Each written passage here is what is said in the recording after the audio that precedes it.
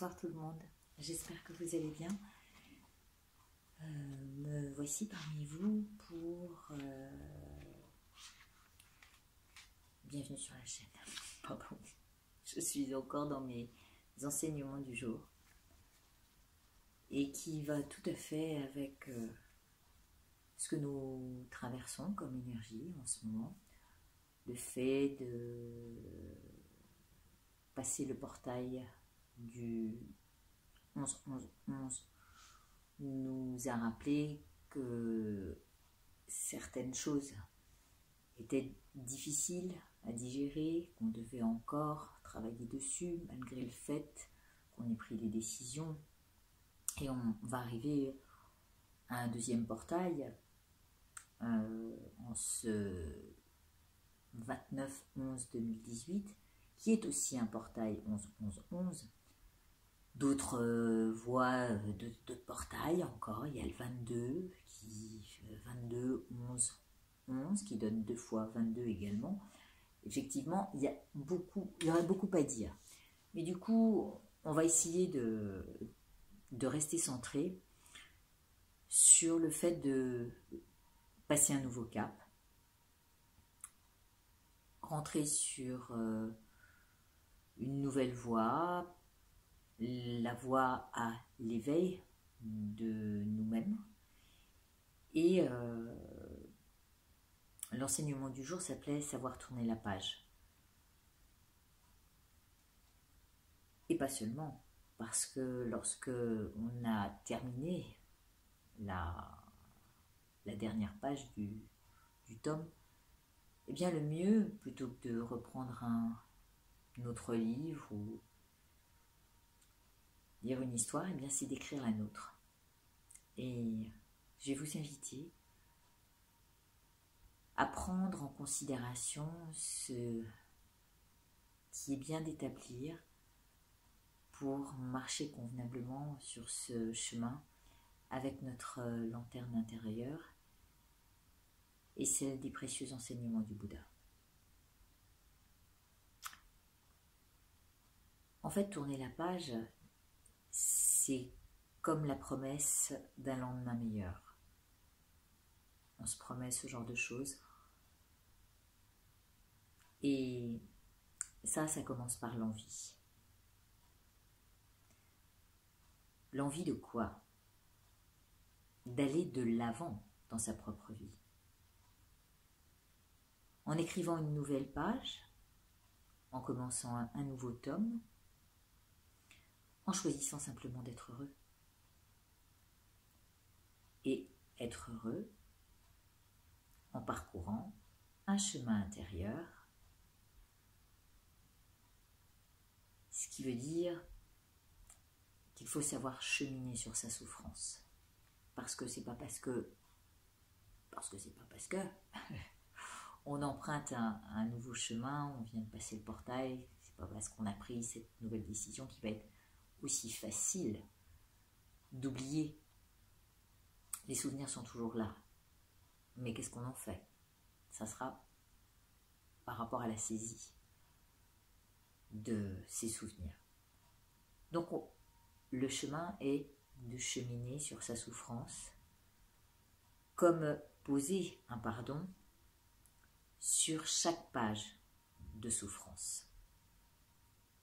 La souffrance, elle est là depuis un long moment. En fait, c'est comme si on avait été pris en otage par cette souffrance. Et comme on a été pris en otage, on a l'impression de ne pas pouvoir se libérer parce qu'on se laisse prendre. On se laisse être la victime. On est à payer des factures qui sont non réglées.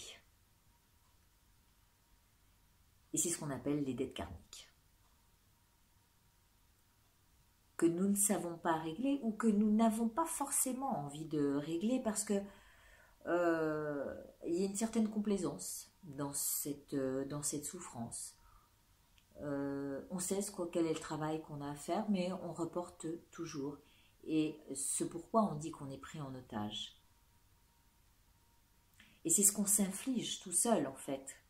Chacune des choses que l'on tente d'effacer reste malgré tout en mémoire. Et c'est ce qui va nous bloquer. Parce que l'on s'est construit avec cette souffrance. Alors, quelque part, on va s'y attacher. Et parce que l'on s'est construit avec cette souffrance, on croit en grande partie que ça fait partie de nous, de notre vie. Moi, j'ai eu que ça dans ma vie, j'ai eu que... Et on va s'agripper à ce phénomène où on se dit, ouh là là, mais là, si tu savais tout ce que j'ai embarqué avec moi, c'est comme si on n'avait pas envie d'en sortir. On a tendance à répéter, oh mais voilà, moi je suis comme ça, c'est comme ça, dans ma vie j'ai eu que ce genre de galère, ça a toujours été comme ça, et si aujourd'hui c'est comme ça, et ben c'est parce que quoi? C'est parce que on n'a pas envie de changer notre point de vue. Ou si on en a envie, on s'y prend très mal.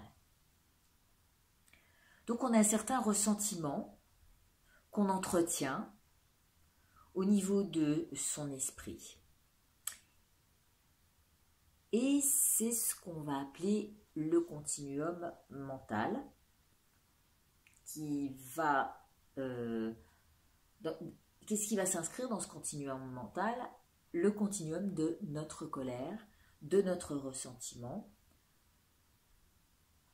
sans nous permettre en fait de baisser la garde. J'espère que vous avez un peu de temps, parce qu'il est très enrichissant cet enseignement. Alors étrangement, on a du mal à laisser partir ce qu'on a été, qui on a été, avec ses difficultés. Et pourtant, il nous faut tourner la page. Il nous faut avancer.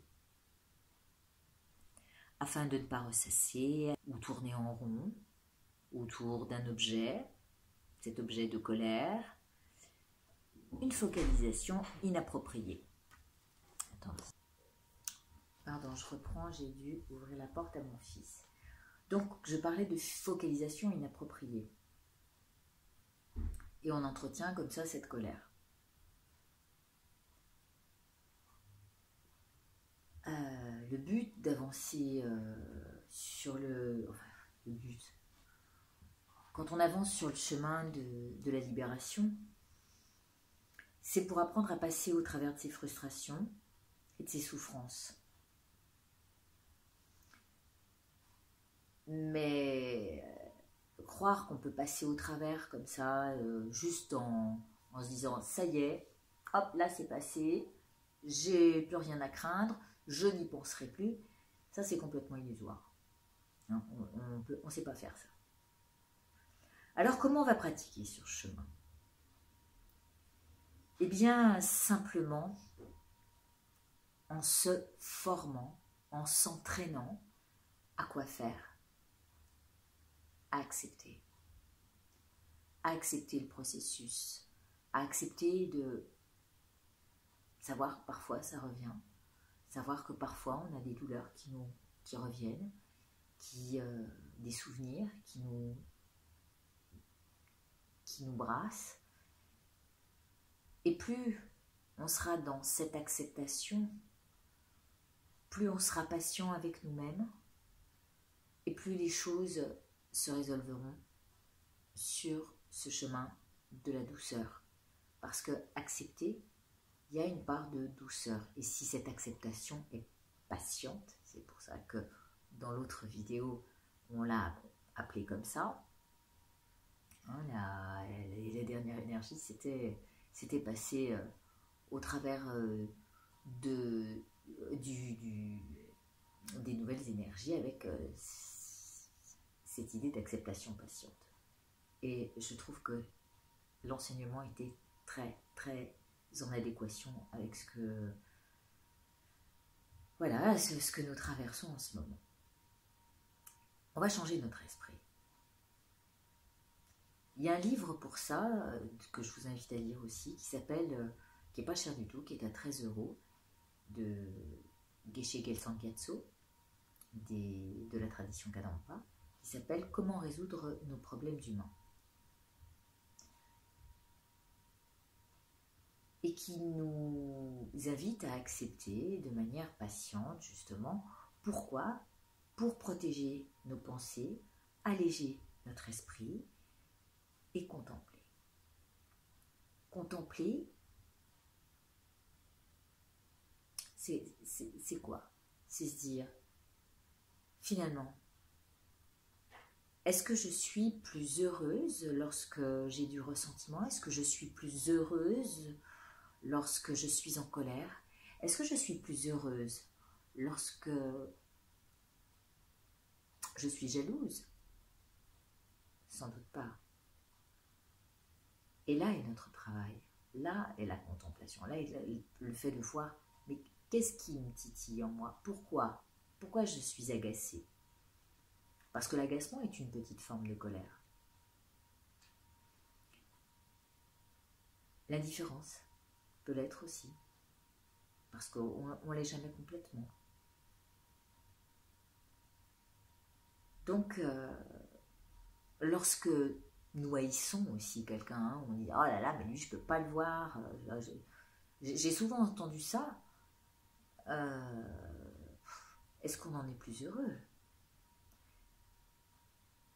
Alors que si on a des pensées douces, et si on sait voir les qualités de chacun, tout de suite, notre cœur est beaucoup plus ouvert. On va donc accepter la non-agression envers soi-même. Parce que le fait de regarder les autres avec un autre œil, ça veut dire aussi nous préserver de cette agressivité. Et tout est dans l'attitude. Cette attitude intérieure qui accueille tout ce qui vient, tout ce qui se passe, sans saisie ni réaction particulière. Le mieux, c'est d'avoir tout de suite en soi une intention qui est de ne pas surréagir ou surenchérir. Et ça permet d'élargir le cœur et d'ouvrir l'esprit.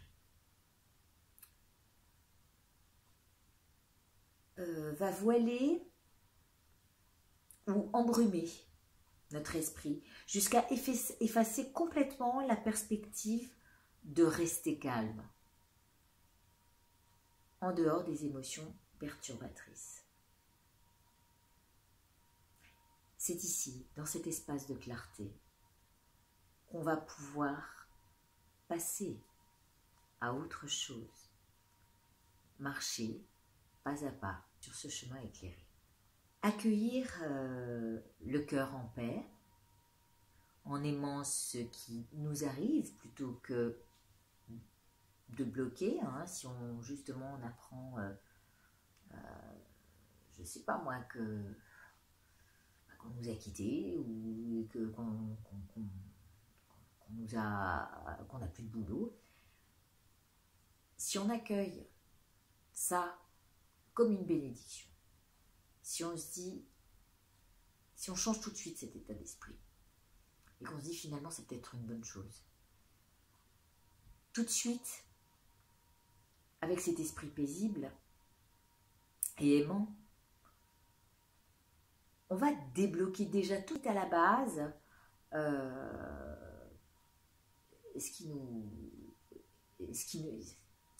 qui aurait pu se présenter comme un danger ou un blocage. En se disant par exemple, voilà, ça y est, ça recommence, encore une galère, et voilà, une de plus, et là, hop, qu'est-ce qu'on met en route? Ce processus négatif, cette façon de penser qui va quoi faire? Nourrir le négatif. Je suis bonne qu'à ça, je suis bonne à rien, voilà. Alors là, eh ben, je vous dis pas. Non seulement vous ressassez ça, mais si vous racontez ça à quelqu'un, l'autre, il va pas du tout avoir envie de vous entendre. Il va se dire, oh là là, elle a encore des galères. Alors voilà, le côté négatif va se transmettre. Alors que si vous êtes là à amener un rapport paisible, à vouloir transmettre une parole qui apaisante, tout de suite, les choses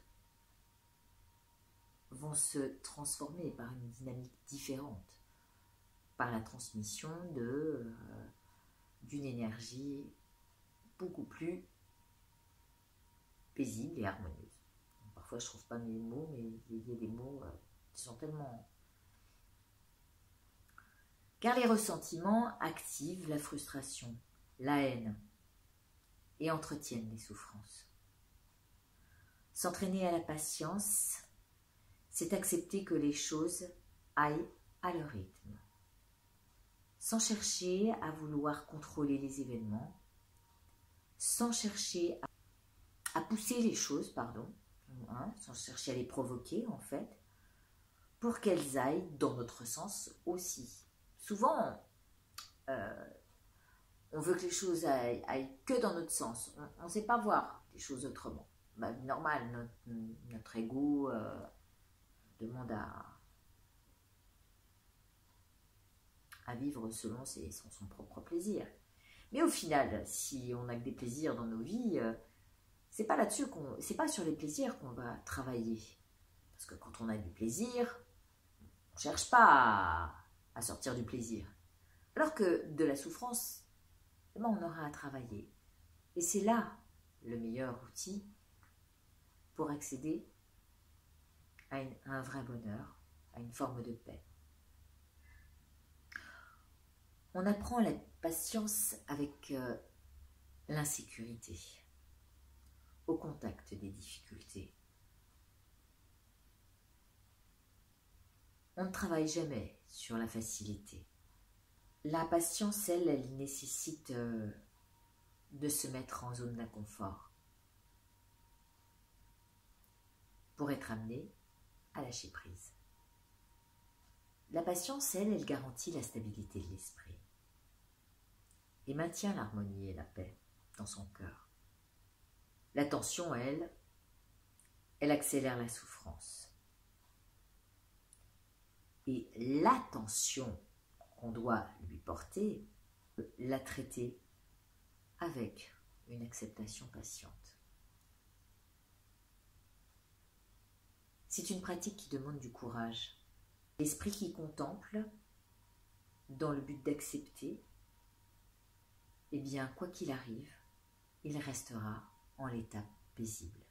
Même lorsqu'on est face à ce qui peut nous retourner le cœur. En contemplant, nous prêtons attention à l'état d'esprit dans lequel on va accueillir l'expérience, en ayant pour but l'envie de se soigner.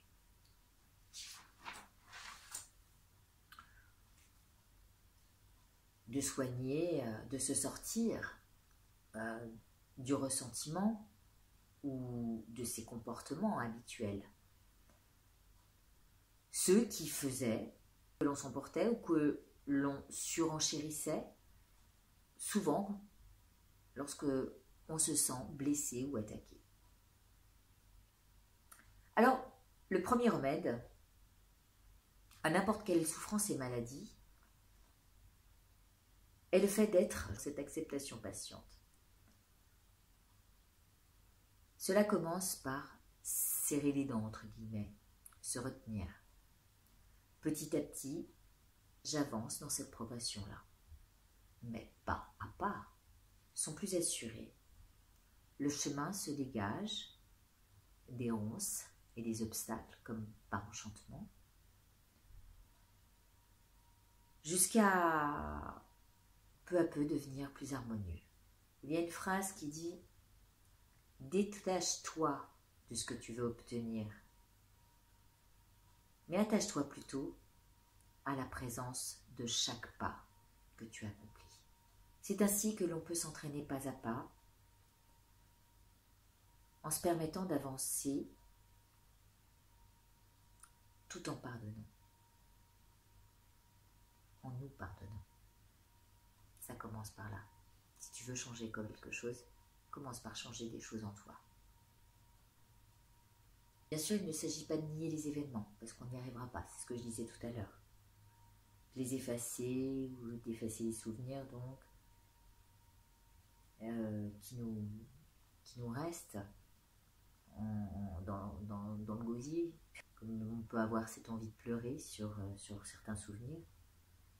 Et c'est de notre bon droit de se donner le temps d'identifier ce qui fait qu'il se présente en se tournant d'abord vers soi et en s'engageant sur le chemin de vouloir changer sa façon de penser en contemplant et en acceptant.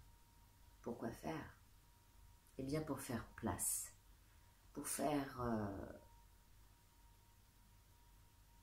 place à de l'espace, à beaucoup plus d'espace. Ouvrir. Et là, on arrive justement au portail de l'acceptation. Une fois qu'on a accepté, une fois qu'on a passé ce portail de l'acceptation, qu'on peut enfin reconstruire. On reconstruira une fois qu'on aura éteint l'incendie intérieur, plutôt que de se charger de ce qui se passe autour. S'il y a un incendie sur le chemin, pensez d'abord à éteindre ce qu'il y a en vous et ne pas vous agripper à ce qui a pu le provoquer.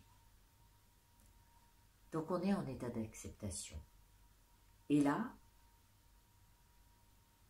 on travaille avec ce qui est et non avec ce que je voudrais.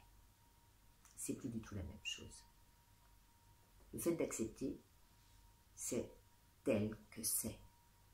Et je dois composer avec ça. Le fait de vouloir atteindre quelque chose, on est déjà dans la saisie. On est dans une attente quelque part. Et on sera inévitablement dans la frustration. Et si on veut être en paix, il faut déjà se dégager d'une telle saisie. Arriver à un mieux, en travaillant la patience, c'est justement déjà travailler les états d'esprit vertueux. Ça fait partie de ces états d'esprit positifs. Le fait d'être dans l'acceptation, eh bien, ça demande une position intérieure qui se laisse porter.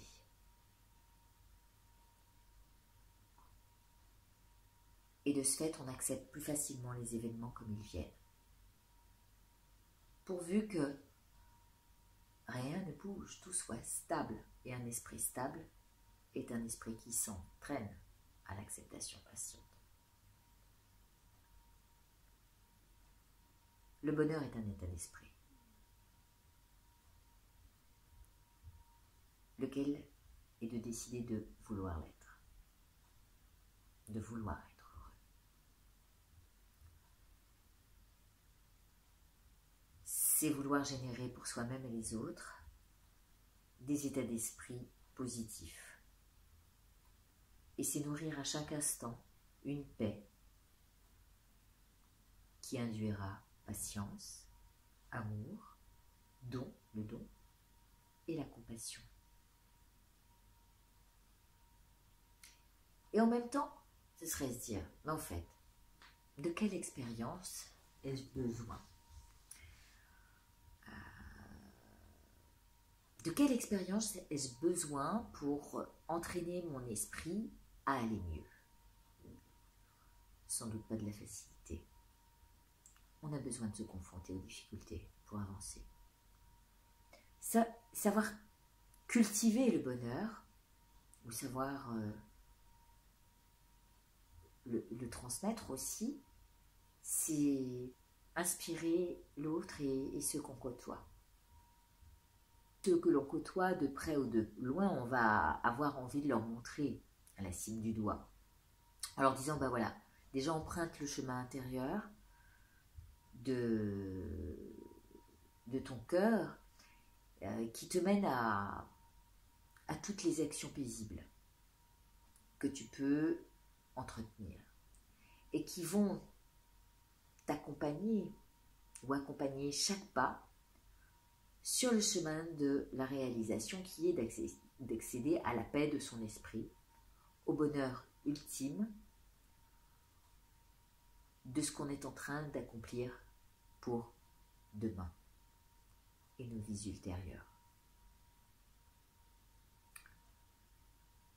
Accepter la défaite, accorder la victoire, en soi, on préservera la bonne santé mentale. Les victoires intérieures, en fait, sont comme des graines que l'on sème en son esprit. Là où vous allez trouver l'essence même de vos besoins initiaux. En fait, c'est vrai que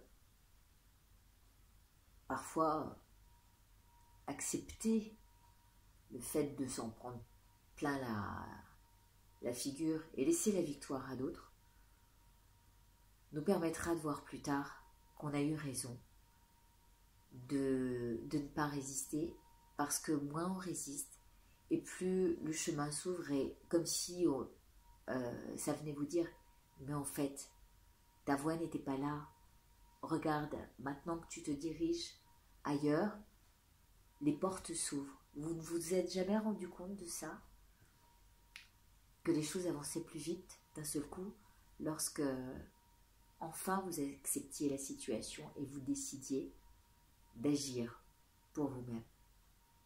Suivant l'état dans lequel je plante ces graines, j'obtiendrai victoire ou défaite.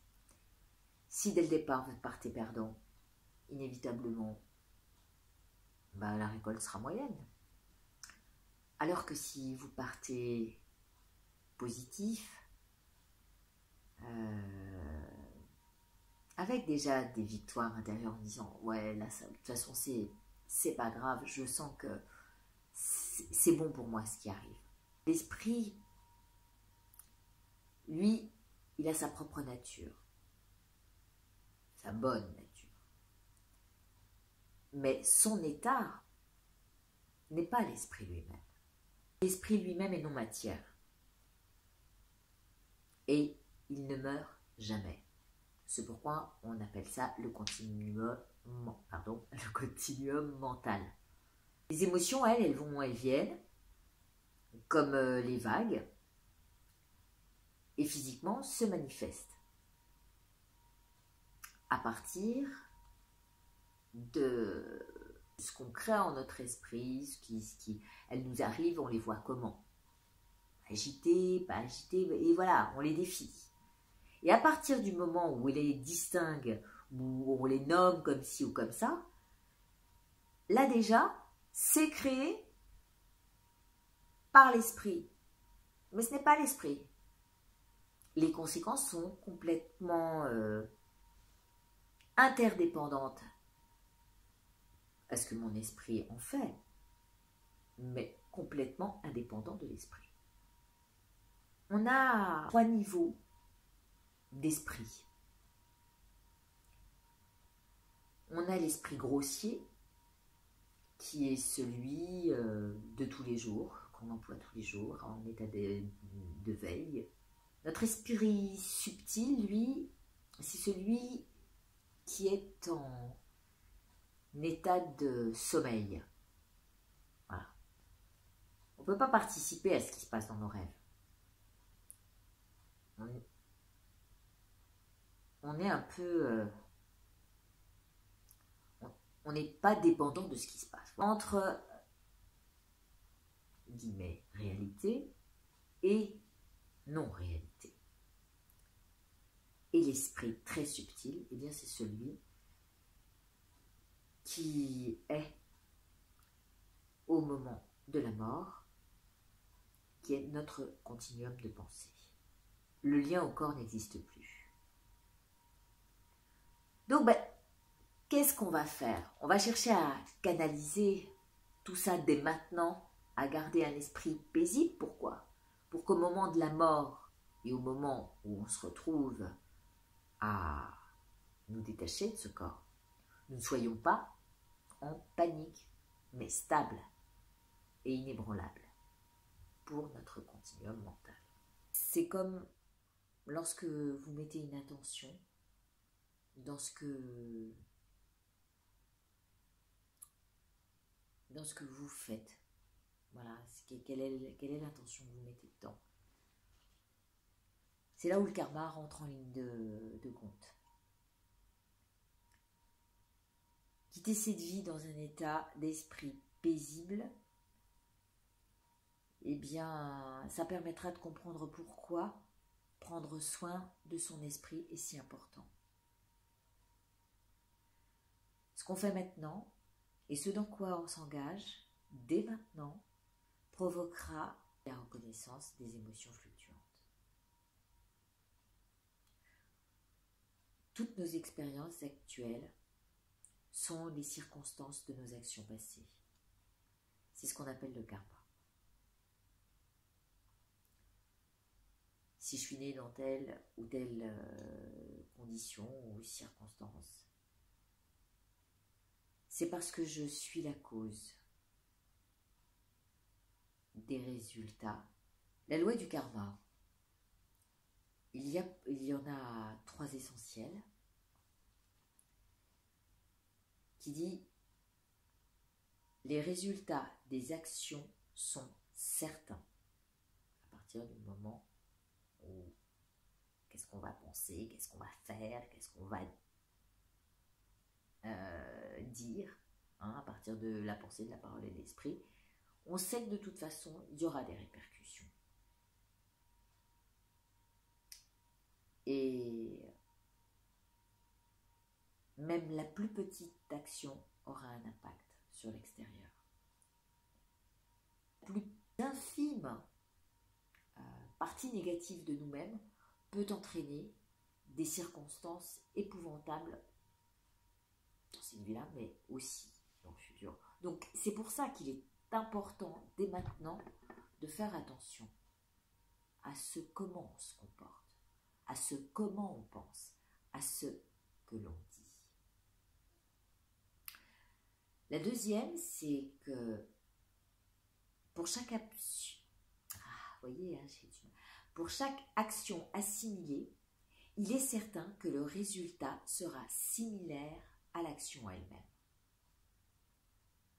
À action positive, on aura un karma positif.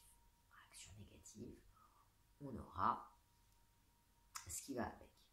Et à action neutre, bah, ce sera ni bien ni mal. Enfin, on n'avancera pas plus que ça, quoi. D'accord ?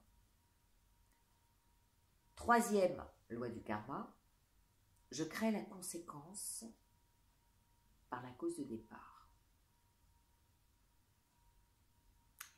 Il est certain qu'en faisant attention aux conséquences de nos actes, eh ben, je vais faire l'expérience des conditions dans lesquelles j'ai créé la cause. Et donc, si on fait attention à ça, on fera doublement attention pour avoir un karma positif et renaître dans des conditions favorables. Logique. On va pas agir contre nous, ce serait un peu bêta.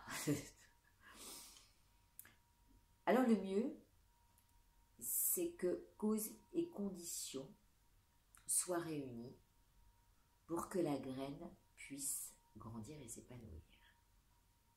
La graine qu'on va planter. Imaginez que vous vouliez planter une graine dans le désert, ça ne donnera rien. Sec, aride, on a peu de chance de voir s'épanouir notre graine. En revanche, si vous mettez votre graine dans un sous-bois, là où il y a suffisamment d'humidité, de l'ombre et du soleil, à dose partagée, j'allais dire, eh bien, on a de grandes chances de voir un gland devenir un chêne qui traversera les saisons de vie en vie. Ça veut dire que si j'ai aujourd'hui les conditions difficiles, c'est peut-être parce que dans le passé, j'ai du mal à agir ou agir injustement face à autrui ou dans une situation particulière. On est dans cette vie de plaisir où tout est hyper facile. Et si on ne se fixe que sur les résultats de cette vie-ci, on ne pourra pas se projeter dans les vies futures. Voilà, il y a des gens qui vont vouloir avoir une très belle maison, une très belle voiture, et ils vont focaliser toute leur énergie là-dessus, sur cette vie-là, dans le but d'acquérir un maximum de choses. Et malheureusement, qu'est-ce que peut-il se produire après? On ne sait pas. Et c'est là où il faut faire attention à tous ces pouvoirs vertueux qui sont en nous, pour agir tout de suite, pour le bien de notre futur karma et le bien des êtres vivants aussi, sans négliger les petites actions. Être responsable de tout ça, c'est justement se sentir concerné par ce qu'il se passe, en les conditions dans lesquelles se trouve notre esprit, et aussi en prenant en considération les conséquences extérieures. Tout demande du soin. Donc là, il s'agit de soigner la situation dans sa globalité. Si on ne fait pas ça, si on ne purifie pas les mauvaises herbes qui vont envahir le terrain, qui vont le ruiner au final, eh ben, on ne pourra pas faire l'expérience du bonheur. Et si on ne fait pas l'expérience du bonheur, c'est parce qu'on n'a pas créé les causes soi-même. Il faut comprendre que si les souhaits n'arrivent pas, c'est parce que nous n'avons pas pris le temps, ni même donné du soin au fait de bien créer les causes. Il serait bien là tout de suite de commencer à accumuler du mérite. Même si on sait qu'il peut s'épuiser. Parce que, par exemple, quelqu'un qui est très riche, il a accumulé beaucoup de mérite à travailler comme il a travaillé. Mais peut-être que s'il n'a pas été suffisamment généreux, ou, eh bien, dans sa vie future, il se trouvera peut-être dépourvu de tous ces biens dont il a beaucoup profité et qu'il n'a pas su faire profiter autrui. Je ne sais pas si c'est bien français ce que je viens de dire, mais enfin bon, vous m'avez compris. Là, nous aurons créé les causes et les conditions des états futurs dès cette vie pour celles qui sont ultérieures. Eh bien, il va falloir comprendre ces choses pour avancer. Une action, il faut savoir qu'elle n'est jamais perdue. Chaque acte engendre une empreinte sur le continuum mental.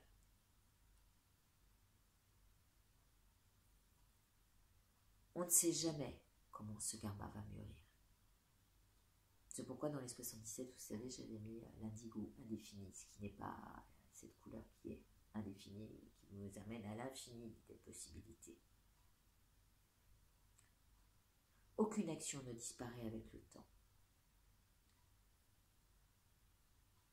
Le karma de chacun est unique